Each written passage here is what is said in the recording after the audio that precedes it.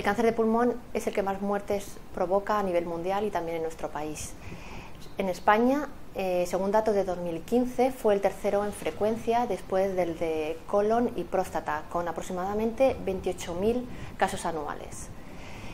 En mujeres se ha visto un ascenso muy significativo en los últimos años e incluso se ha duplicado la mortalidad en los últimos 10 años. El tabaco es el principal agente causal del cáncer de pulmón, con aproximadamente el 85 o 90% de los casos, aunque no es el único agente. También otros agentes como puede ser el amianto, los vapores de la biomasa o el humo de la contaminación ambiental puede producir cáncer de pulmón.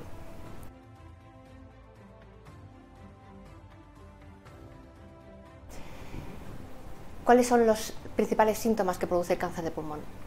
Por desgracia, el cáncer de pulmón produce pocos síntomas al inicio de la enfermedad, por eso la mayoría de los pacientes se diagnostican en fases tardías. Estos síntomas pueden ser tos persistente, cambios en las características de la tos habitual del fumador, expectoración con sangre, dolor torácico, dificultad para respirar, pérdida de peso, de apetito, etc. La clasificación de tumores de pulmón es muy extensa, por eso nosotros hacemos diferenciamos dos grandes grupos. Por un lado está el cáncer de pulmón de célula no pequeña, que supone aproximadamente el 85% de los casos, donde englobamos el carcinoma epidermoide o escamoso y el adenocarcinoma. Y por otro lado diferenciamos el cáncer de pulmón de células pequeñas o microcítico.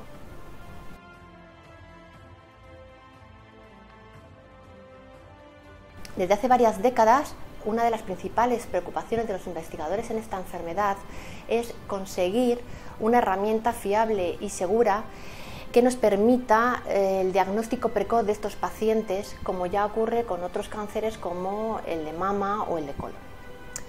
Se están realizando numerosos estudios multicéntricos incorporando el TAC de baja radiación seriado en pacientes de alto riesgo.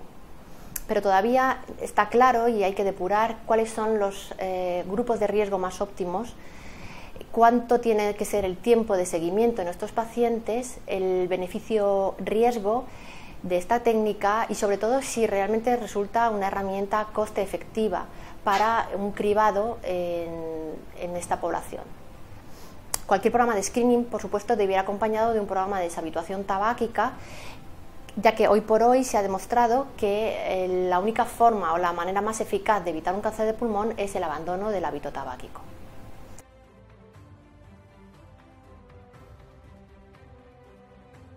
La mayoría de los pacientes con sospecha de cáncer de pulmón se van a diagnosticar con una radiografía o un TAC de tórax y una muestra del tumor, una biopsia mediante broncoscopia. En algunos casos es necesario acceder a esa lesión desde fuera con una punción aspiración con aguja y haga con eco o con TAC.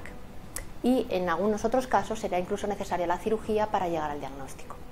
Los avances en el campo diagnóstico del cáncer de pulmón han sido muy importantes en los últimos años. El estudio y estadificación de este tipo de cánceres se puede hacer de forma más exacta y más completa con el análisis histológico de los ganglios y con el uso de la tomografía por emisión de positrones o PET, que es una técnica que emplea un contraste radiactivo marcado con glucosa y que nos permite confirmar o descartar la afectación del tumor en el resto del cuerpo, lo que nos va a permitir es planificar mejor el tratamiento. En la mayoría de los hospitales existen comités formados por distintos especialistas, neumólogos, cirujanos torácicos, radiólogos, oncólogos y patólogos que discuten y que comentan cada caso para establecer cuál va a ser el mejor manejo para cada paciente.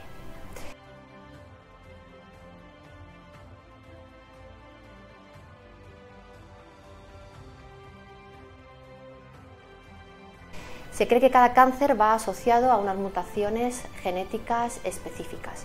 La investigación molecular va dirigida a determinar esas mutaciones para poder realizar una terapia individualizada y dirigida.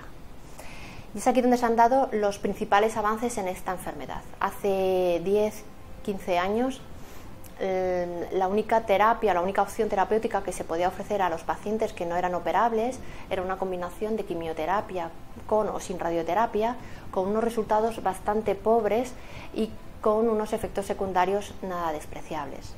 La terapia individualizada o personalizada o dirigida se refiere a la identificación más exacta posible de unos biomarcadores que nos permita un tratamiento frente a esa molécula concreta.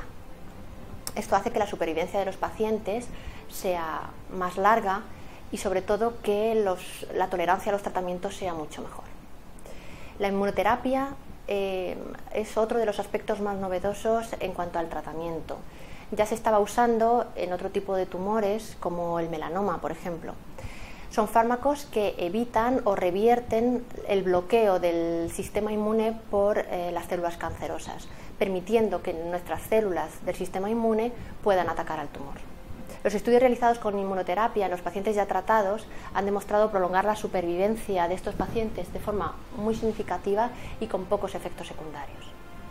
Desde las sociedades científicas, y en concreto desde la nuestra, se trabaja de forma muy activa para desarrollar actividades formativas, desarrollar programas para favorecer el diagnóstico temprano de estos pacientes y poder ofrecerles el mejor tratamiento en cada caso. Y debemos seguir trabajando para que en un futuro no muy lejano podamos considerar el cáncer de pulmón como una enfermedad curable.